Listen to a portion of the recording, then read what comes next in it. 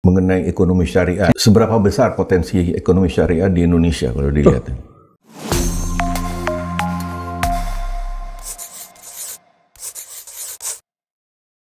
Assalamualaikum warahmatullahi wabarakatuh. Sahabat dan nama Ustadz Afin yang saya hormati, saya cintai. Hari ini kembali kita bertemu dalam podcast Bincang Dana Ustadz Afin. Hari ini ada tamu spesial buat saya dan buat pemirsa, yaitu saya biasanya manggil Bang meskipun umurnya lebih tua dia daripada saya. Beliau 62, saya 47 di balik. Ya, ini sahabat juga guru saya. Insya Allah dia ngakuin juga saya muridnya, atau dia ngakuin juga saya sahabatnya. Ya, beliau dikenal sebagai ikon ekonomi syariah, tepatnya perbankan syariah, yaitu Bang Adi Warman Karim. Assalamualaikum Bang. Waalaikumsalam warahmatullahi wabarakatuh. Apa kabar Pak Abdullah? Baik, sehat ya? Alhamdulillah. Selamat Bang ya. Mabruk Muaris. Amin. Ya Allah, jadi ketemu lagi Bang ya. Saya sebenarnya gini Bang, pengen dengar ceritanya awalan. Kok bisa mendalami ekonomi syariah? Yang saya tahu Bang Adi ini kan kuliah di IPB, juga di UI, terus ke Belgia ya, lalu ke Amerika. Semuanya nih ekonomi kapitalis nih kayaknya. Tahu-tahu jadi tertarik ke ekonomi syariah, gimana ceritanya tuh Bang? Itu sebenarnya dulu waktu di IPB ya, tingkat 2, ada mata kuliah manajemen pemasaran yang ngajar Profesor A.M. Saifuddin. Dia ngajarnya cuma 2 kali, pembukaan sama penutupan, bener gak? Tapi di 2 kesempatan pembukaan penutupan itu, dia juga nggak ngajar tentang pemasaran. Dia cerita bahwa dia baru ikut konferensi ekonomi Islam. Di Jeddah. Sehingga beliau buat buku kecil tuh, nilai-nilai dasar ekonomi Islam namanya. Pada saat itu saya terbuka tuh, kayak dapat hidayah tuh. Oh, ada loh yang namanya ekonomi Islam. Sejak saat itu saya jadi terobsesi. Segala macam buku tentang ekonomi Islam saya beliin. Ngerti nggak ngerti, pokoknya beli itu, kumpulin semua bukunya. Walaupun waktu itu susah sekali ngertinya. Karena semua buku ekonomi Islam tahun itu, tahun 82-83, itu isinya Quran sama hadis doang. Nggak ada nyambung-nyambung ya sama ekonomi. Bener nggak? Belum lagi kalau dalillahi ma fis samawati. Bener nggak? Semua milik Allah di dunia. Kita pening bagaimana dalam ilmu ekonomi. Tapi terus saya kumpulin buku-buku itu sampai ketika lulus, lalu kerja di Development Studies Project Bappenas. Karena saya itu eager sekali, maka itu profesor-profesor bule itu yang kerja di sini nanya saya, kamu mau mendalami ekonomi Islam? Iya, saya bilang. Di sana juga ada yang ambil doktor dari orang Pakistan, namanya Wakar Khan katanya. Mau belajar ini nggak disertasinya? Mau, dikirimin. Sejak itulah saya dikirimin buku-buku ekonomi Islam yang pendekatannya ekonomi, bukan lagi Quran sama hadis yang susah kita mikirin. Sejak itu saya merasa bahwa ilmu ekonomi itu bisa digunakan untuk menjelaskan Islam, bisa digunakan untuk menjelaskan ayat Quran, bisa digunakan untuk menjelaskan hadis dari sisi ekonomi. Nah itu, sehingga mulai saya dalamin terus. Akhirnya waktu udah selesai di Boston, itu penelitiannya, saya kan orang Indonesia, disuruh tentang Indonesia, nggak tertarik, gue bilang. Saya mau neliti tentang apa? Saya mau bilang Bank Islam di Iran. Ini Iran. Oh, Iran. Karena Iran waktu itu lagi berubah dari sistem konvensional Syah Iran ke sistem Republik Islam Iran. Ayatullah Khomeini, benar nggak? Itu dikonversi itu sistem keuangannya di situ. Nah, ada satu kalimat dari Ayatullah Khomeini yang menarik sekali itu waktu itu. Jadi beliau ditanyakan, ini apakah kan banyak duit-duit pemerintah Iran di Perancis. Iya, Amerika. Ini wawancaranya di atas pesawat terbang nih. Okay. Banyak tuh duit-duitnya di Perancis. Lalu wartawannya nanya, itu kan haram katanya, bunga. Jadi Anda nggak boleh ambil bunganya ya, cuman pokoknya aja yang boleh diambil oleh pemerintahan Iran katanya. Ayatullah Khamenei bilang, wah semuanya pampasan perang. Menarik. Benar. Terus waktu itu juga Ayatullah Khamenei ditanya, bagaimana Anda mau merubah semua sistem ini dalam waktu 1 malam? Oh nggak bisa kata dia. Kalau udah pihak ketiga bisa 1 malam kata dia. Tapi kalau kredit pembiayaan yang mesti bertahap. Nah itulah hasil penelitian saya. Bagaimana selama 3 tahun sistem perbankan konvensional di Iran dikonversi menjadi syariah. Waktu saya pulang ke sini, waktu itu sebelum mau pulang tuh, karena saya nggak mau kerja, saya maunya kerja di bank syariah. Ditulis lagi surat sama Pak M. Saifuddin, suruh pulang. Di Indonesia udah ada bank muamalat katanya. Saya pulang kerja di bank muamalat. Ilmu yang dulu saya tulis di Boston tentang Iran itu kepake di Indonesia. Ketika bank-bank konvensional bikin syariah. Itulah sebabnya habis itu saya emang 100 pokoknya ekonomi syariah. Gitu, Beb. Sekarang Bang Adi ini kan bagi waktu banyak ya, ada kegiatannya banyak. Iya. Apa kuncinya untuk bikin buku begitu banyak mengenai ekonomi syariah gitu? Dan beberapa itu bestseller dan dipakai sekarang di fakultas-fakultas ekonomi syariah khususnya. Itu ngatur waktu sambil nulis, sambil dengan kegiatan di muamalat segala macam gitu. Iya. Ya, ini bini saya juga sekarang bisa cerita nih. Pokoknya kita tenang dulu, orang pada tidur lalu kita kerja gitu. Karena kalau kita kerja sembari dia anak-anak masih main-main nggak dapat. Jadi saya ambil waktu ketika orang udah nggak memerlukan saya. Ketika udah pada tidur, udah nggak ada, lagi saya sendiri, itu saya sempetin tuh sehalaman 2 halaman berhenti kalau ada kegiatan, sehalaman 2 halaman berhenti kalau udah ada kegiatan lain itu. Sama kayak kita membiasakan diri baca Quran. Bener ya? Iya. Habis sholat subuh sempetin aja lah. Berapa halaman udah pedah-pedah. Habis sholat maghrib sempetin aja lah. Berapa pedah-pedah. Dengan cara itu sebetulnya kita jadi konsisten, ya kan? Iya. Tiap hari kita mesti nulis. Entah berapa halaman pokoknya nulis. Itu sebabnya jadi bisa buku banyak karena saya nggak mengkhususkan diri waktu tertentu sebulan apa pergi kemana gitu untuk nulis, nggak bisa malah. Dia malah mesti kayak persis kayak baca Quran dah. Ada sempat baca Quran, ada sempat baca, begitu juga dengan nulis. Gitu Beh. Jadi yang lanjut mengenai ekonomi syariah ini kan banyak yang orang masih belum mengenal secara keseluruhan ya, karena belum lama dibandingin bank konvensional. Seberapa besar potensi ekonomi syariah di Indonesia kalau dilihat? Kalau itu dahsyat bos. Kalau potensi ya, potensi dahsyat. Tapi orang kan belum kenal. Iya. Jadi orang pikir ini cuman orang jualan supaya laku, dia bawa nama-nama Allah gitu, benar ya? Sebenarnya sama kayak gini loh, sama seperti akupuntur. Kalau di Cina, akupuntur itu udah bagian dari ilmu kedokteran. Iya. Tapi di Indonesia atau di Barat, akupuntur kan nggak dianggap. Iya. Tapi setelah orang Barat belajar akupuntur, akhirnya dianggap juga akupuntur kan. Sama kayak ekonomi syariah. Karena dulu pendekatan kita Quran hadis. Jadi para ekonomi itu jadi berasa bego kalau ngomong ekonomi Islam gitu loh. Dia udah profesor, udah doktor, udah sekolah di mana-mana tentang ekonomi. Giliran ngomong ekonomi Islam kan jadi bego karena lawan bicaranya mudharabah syarah yang nggak bisa dia imbangin gitu. Jadi para ekonomi kan jadi sebel. Gue udah dokter, udah pinter, udah hebat. Giliran ngomong ekonomi Islam jadi bego. Bener gara-gara istilah juga. Gara-gara ekonomi syariah itu kalau ngomong pakai bahasa-bahasa yang tidak dimengerti oleh para ekonom. Yeah.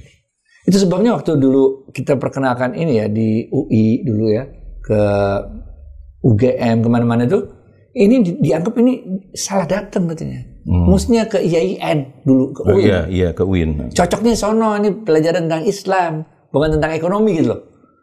Itu sebabnya saya tuh ngotot banget nulis buku. Yang pendekatannya itu pendekatan ekonomi.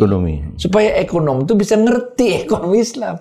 Karena kalau pendekatannya masih Quran hadis seperti saya dulu tahun 82-83 bacanya, bingung kita. Gimana nerjemahinnya itu? Nggak boleh curang, nggak mau boleh ngurangin timbangan. Gitu bos. Kalau sekarang dengan ada perkembangan banyak ya, bank syariah segala macam, bukan bank aja malah ya, lembaga keuangan banyak itu. Sebenarnya udah syar'i belum bang? Dibandingkan dengan negara-negara lain ya. Karena banyak yang bilang kan cuma mengubah istilah gitu kan. Enggak. Kalau dibilang cuma mengubah istilah, enggak. Sekarang fatwanya DSN MUI itu udah hampir 200. Itu bikinnya susah banget. Pakai rujukannya, wah kitab-kitab zaman dulu. Kalau pokoknya susah lah. Jadi kalau cuma ganti nama enggak. Buktinya ada fatwa sampai 200 dengan bobot fatwa yang begitu hebatnya lah. Tapi kalau dibilang apakah bank syariah itu udah 100% syariah, itu sama juga dengan bertanya apakah orang Islam telah 100% Islam. Wow. Benar nggak? Yeah. Karena udkhulu fi silmi kafah itu adalah proses menuju kafah. Tapi nggak pernah sampai kafah, benar nggak? Iya. Sama kayak bank syariah. Karena bank syariah ini adalah proses, maka selalu ada temuan-temuan, kesalahan-kesalahan. Itu perlunya Dewan Pengawas Syariah. Sebagai Dewan Pengawas Syariah dulu, itu kalau setahun ya, temuan itu bisa sampai 100 temuan tuh, kekeliruan itu.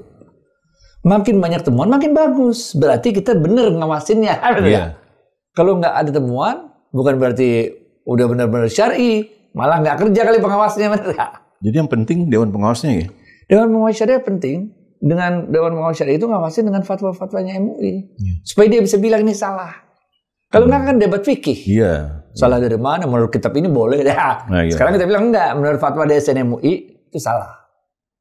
Itu sebabnya DSN MUI itu sangat penting. Karena kalau enggak, semua orang bisa merujuk ke mana-mana. Akhirnya kayak debat fikih, nggak ada titiknya gitu. Jadi intinya ke fatwa DSN gitu. Ya. Bang Adi masih di DSN? Masih, wakil ketua men. Sekarang kita membahas soal UMKM Bang. Nah. UMKM kan sekarang tulang punggung ekonomi nasional sebenarnya kan. Nah, kira-kira ekonomi syariah itu atau perbankan syariah atau BPR syariah itu bisa nggak banyak membantu kegiatan UMKM itu sendiri Bang? Sangat. Kalau ini boleh saya ceritain ya, pengalaman waktu di BSI ya. Iya. Nah, BSI itu gabungan antara 3 bank, BRI Syariah, BNI Syariah, dan BSM. Dari 3 bank ini, yang ngerti untuk UMKM itu cuma satu, BRI Syariah. Jadi waktu digabung, kita mau meniru caranya BRI untuk menjangkau UMKM. Oke? Tapi waktu kita coba, kita tiru caranya BRI, kita nggak bisa. Karena orangnya, sistemnya, segala macamnya itu yang ada di BRI nggak ada di kita. Nggak ada di BSI Bang? Nggak ada di BSI waktu itu, bener nggak? Misalnya kayak di BRI ya, orangnya itu udah 10 tahun, 15 tahun tinggal di situ.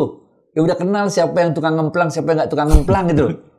Sedangkan kita enggak. Jadi kalau kita mau terapkan di kita nggak bisa. Sehingga apa yang kita lakukan waktu itu, kita, ini kalau bahasa Arabnya, ma la yatimul wajib illa bihi fahuwa wajib. Kalau sehat dan majunya bank itu wajib, maka semua yang ke arah itu harus wajib. Maka kita buat strateginya waktu itu. Tahap pertama strateginya, kita harus cari yang resikonya kecil. Oke. Nah, jangan UMKM dulu. UMKM bisa sih sekarang, besok dia nggak jualan, macet. Jadi kita cari yang resikonya kecil dulu, yaitu consumer. Consumer, gajinya di kita potong gaji, berkembang cepat BSI. Baru kita imbangin dengan yang korporasi dan UMKM. Untuk UMKM kita juga belajar. Ternyata yang harus kita kembangkan lebih dahulu adalah para pelaku UMKM ini kita didik dulu sebelum dikasih kredit. Kalau kasih kredit, kacau balau nanti dia nggak ngerti itu. Itu sebabnya kita buat UMKM Center. Di mana UMKM Center itu memberi 3 hal. Pertama, kita didik dia bagaimana caranya bisnis. Kedua, kita kasih akses dia untuk market, untuk pasar. Dan yang ketiga, kita koneksikan dia dengan calon pembeli, calon penjual. Dan ini. Nah, ini yang dilakukan oleh BSI dengan UMKM Centernya. Kalau UMKM Centernya udah maju, udah bagus gitu, udah banyak orang yang kita ini, mereka-mereka yang udah kita bina itulah yang kita kasih pembiayaan. Nah, itu bagus. Kredit macetnya itu kecil. Kalau dibandingin kalau kita main ngasih gitu aja. Iya, jadi ada pembinaan segala macam pendidikan gitu ya supaya disiapin dulu dia. Pendidikan, pembinaan, terus kasih pasar, akses pasar. Kalau enggak dia bingung, udah produksi dia nggak tahu mau jual kemana. Betul. Terus sekarang kan banyak nih UMKM. Artinya Dana Mustaqafin ini ada membina beberapa UMKM. Antara lain yang kita harus hadapi adalah mereka kadang-kadang kesulitan untuk mengembangkan pinjam dengan pinjaman online. Parah itu. Nah, ini gimana menjembatani itu perbankan syariah dengan cara mereka? Karena kan dianggap kan kalau pinjaman online cepat ya gitu. Iya. Prosesnya cepat, memang bunganya kan lintah darat ya. Itu ada ilmunya kali Bang. Makin cepat dan gampang dapetin kredit, makin besar resiko. Karena makin besar resiko, makin besar bunga. Itu sebabnya wajar kalau si online tuh ngasih gede-gede. Karena gampang banget kok dapetnya. Iya. Ya kalau gampang banget dapetnya berarti gampang memplangnya, berarti ditagihnya mesti pakai begitu. Udah kasih malam. Jadi kalau menurut kami janganlah ambil online. Ambil online itu hanya mencekik diri kita. Minjemnya gampang, balikinnya nggak bisa. Karena bunganya itu 0,5% per hari. Iya. Betul. Itu udah nggak masuk akal pokoknya itu. Ya, jangan buat teman-teman UMKM ya, jangan minjem di online. Datang ke bank, dibina dulu oleh bank. Setelah selesai dibina di bank, nanti bank akan memberikan pembiayaannya. Bank itu sukanya yang close loop, Pak Abdullah.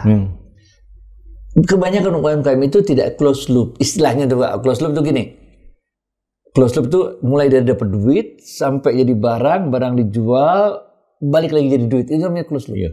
Tapi kalau dia cuma dapat duit, bikin barang, waktu dia tanya mau jual kemana, ya nggak tahu, kan rezeki urusan Allah. Itu bank nggak jadi. Jadi lo udah beli gini nggak tahu mau jualnya kemana, nggak tahu, jualan aja. Bank membantu nggak Bang soal marketingnya? Nah itu yang kita bilang tadi. Kita bantu di aksesnya. Aksesnya. Dengan UMKM Centernya BSI itu barangnya bisa dipajang di situ. Ada kontak personnya, jadi kalau ada orang yang tertarik, ada sampelnya, bisa ambil segala macam lah. Jadi buat teman-teman, kita kalau bisnis jangan modal nekat gitu. Karena kalau modal nekat, silakan asal pakai duit sendiri. Kalau pakai duit orang lain, modal nekat itu dikejar-kejar karena ngemplang. Jadi gini, yang seperti tadi saya bilang, Dana Ustadz Afin itu membina beberapa puluh UMKM tanpa bunga. Ya. Tapi khususnya di wilayah Jabodetabek, Bang. Kita pendekatannya itu bukan hanya tanpa bunga, tapi boleh dibilang pembinaannya itu syar'i.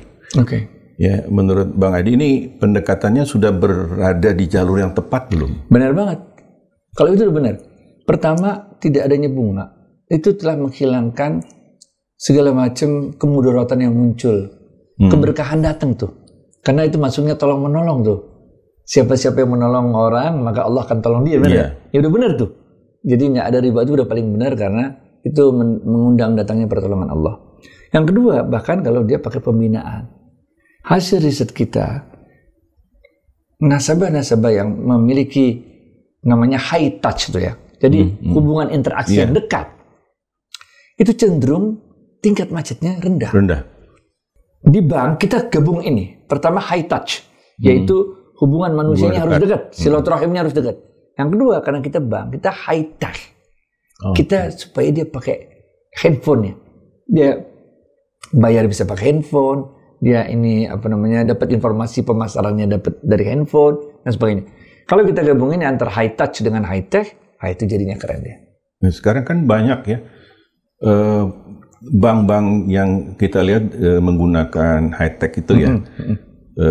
Saya lihat tuh banyak bank itu menggunakan pinjaman-pinjaman melalui teknologi. Iya betul. Ya, itu udah secara syar'i belum? Nah kalau di bank syariah syar'i, kalau yang bukan bank syariah ya nggak syar'i. Kalau QRIS gimana menurut syariah Bang? QRIS oke. QRIS kan cuma nggak ada pelanggaran apa-apa ya? Nah, ada cuma cara bayar doang. Oke. Kita bicara soal krisis Bang. Waduh. Sebenarnya ekonomi syariah ini bisa nggak diterapkan dalam kondisi sehari-hari, dalam kondisi krisis. Misalnya untuk keluarga, untuk pelaku usaha yang di home industry lah ya. Apakah langkah-langkah kecil seperti itu bisa mereka lakukan dalam menerapkan ekonomi syariah? Pokoknya kalau orang lagi susah, dia pasti lari ke Tuhan. Nah gitu dah. Apalagi lagi krisis ya, kita larinya ke Tuhan dah. Jangan sampai pas lagi krisis, malah kita larinya nyurangin. Buat curang dalam transaksi-transaksi ekonomi. kita bisa bohongin orang sekali, tapi habis itu orang kabur nggak mau beli lagi tempat kita ini, benar kan? Tapi kalau dalam keadaan krisis kita malah menerapkan ekonomi syariah, nolong orang-orang yang nggak mampu, nolong orang-orang yang nggak mampu itu kan juga berarti membuat barang kita keluar kan, barang kita jadi muter maksudnya, benar kan? Walaupun mungkin waktu kita nolong orang itu kita nggak dapat uang apa-apa, cuman pro bono gitu aja. Tapi secara ilmu ekonomi makro itu muterin, velocity of money-nya muter tuh, perputaran uangnya muter. Nah kalau perputaran uangnya muter, berarti orang yang kita tolong kan daya belinya naik. Kalau daya belinya naik, dia bisa beli ke tempat lain. Orang yang dibeli ini punya duit, dia bisa beli barang kita, benar nggak? Jadi kita harus mikirnya itu secara ilmu ekonomi makro. Kalau kita bantu orang itu berarti velocity of money, perputaran uang itu meningkat. Kalau perputaran uang meningkat, itu ibarat kayak darah kita di tubuh tuh jalur mengalir bagus. Emang kita bantu ke dia, kita keluar duit, tapi dia kan duitnya dipakai untuk belanja ke sini. Belanja sini kan dia dapat duit, dia kan mesti belanja lagi. Siapa tahu dia belanja ke kita, benar nggak gitu kan? Muter gitu. Jadi insya Allah di samping itu ekonomi syariah ini kalau lagi dalam keadaan krisis ini memberikan keyakinan pada kita. Ekonomi boleh krisis, tapi rezeki kan Tuhan yang ngatur, benar ya? Nah ada keyakinan itu membuat kita pede dan tidak terdorong untuk melakukan hal-hal yang haram, nggak nyuri, nggak curang, nggak segala macam. Karena kalau kita lakukan itu semua, itu malah dampaknya buruk ke kita. Orang nggak mau lagi dagang sama kita, orang nggak mau lagi beli tempat kita kalau kita dipunipu kan. Jadi insya Allah lah, apalagi di Indonesia. Indonesia itu pemahaman Islamnya itu kental tasawufnya. Jadi udah tenang aja dah, ada Allah dah, rezeki udah ditakar nggak bakal ketuker lah, jalanin aja hidup dah, bener gak? Itu yang paling sering dikutip kan la yukallifullahu nafsan illa wus'aha, sama alam nasroh coba. Kalau maghrib ente baca alam nasroh lagi pusing tempat imam itu. Jadi apa kalau lihat sekarang? Ini banyak hal yang mesti dipelajari ya, karena ekonomi lagi nggak begitu bagus lah. Nah, ke depan bank syariah gimana? Saya itu yakin banget dengan bank syariah ini. Sekarang ini sebetulnya ini kan perang antara Cina sama Amerika nih, rebutan pengaruh. Amerika makin khawatir bahwa pengaruh Cina makin kuat di dunia. Karena Cina itu banyak sekali bantu negara-negara Afrika. Dia dapat termasuk Iran, termasuk mana-mana lah, termasuk Indonesia nih. Jadi Amerika itu pengaruhnya secara ekonomi makin lama makin berkurang. Mengecil, ya? Walaupun kedikdayaan militernya tetap paling hebat. Tapi waktu kemarin, waktu Iran sama Israel perang, Amerika mulai mikir-mikir, ternyata kita nggak jago-jago amat juga. Siapa yang bantu ini mereka? Cina tuh bantu. Waktu Pakistan sama India kan, ternyata pesawatnya Pakistan buatan Cina. Keren. Jadi Amerika makin lama makin khawatir ini.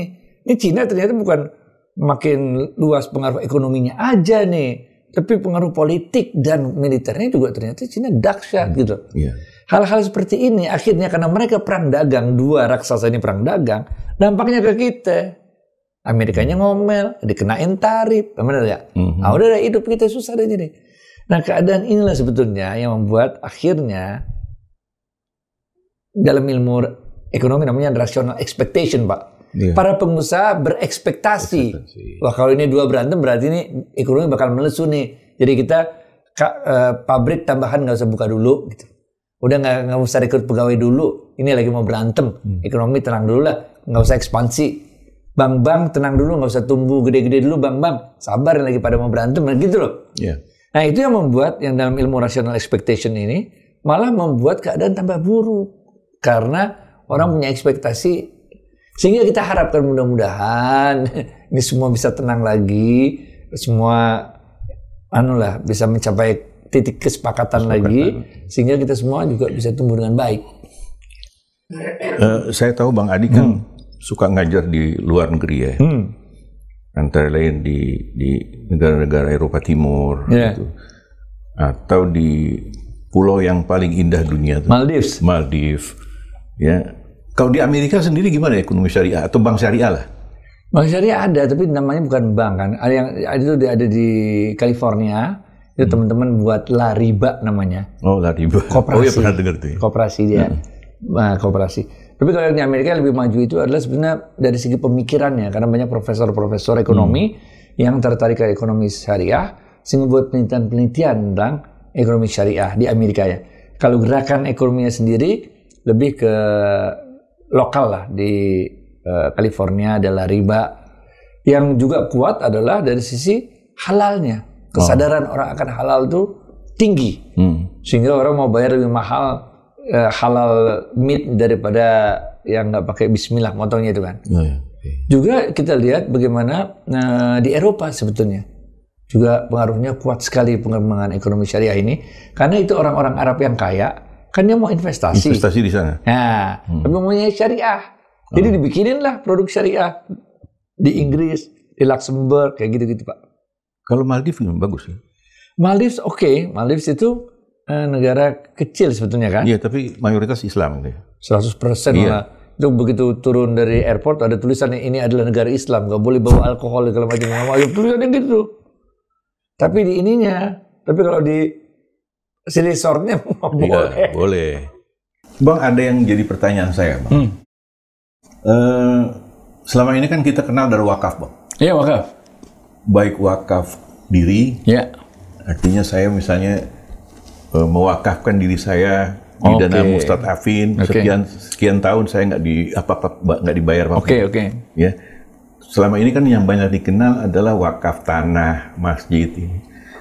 Kalau pondok pesantren diwakafkan, karena kan kita nggak tahu pimpinan pondok pesantrennya itu ada umur apa enggak, kita nggak tahu. Yeah. Nah, dia mewakafkan bukan hanya kepada ahli waris, tapi kepada yang lain, boleh nggak? Boleh kalau mau wakaf sih. Wakaf ini ceritanya panjang, Pak Abdullah. Iya, dulu kan ada bank wakaf, Bang. Bank wakaf? Iya, berubah-ubah terus sesuai dengan kemajuan teknologi. Di zamannya Umar bin Khattab radhiyallahu waktu itu sama Rasulullah SAW, ini urusan tanah Khaybar. Wakaf itu ya udah, pokoknya itu ada pohon, hasilnya diambil.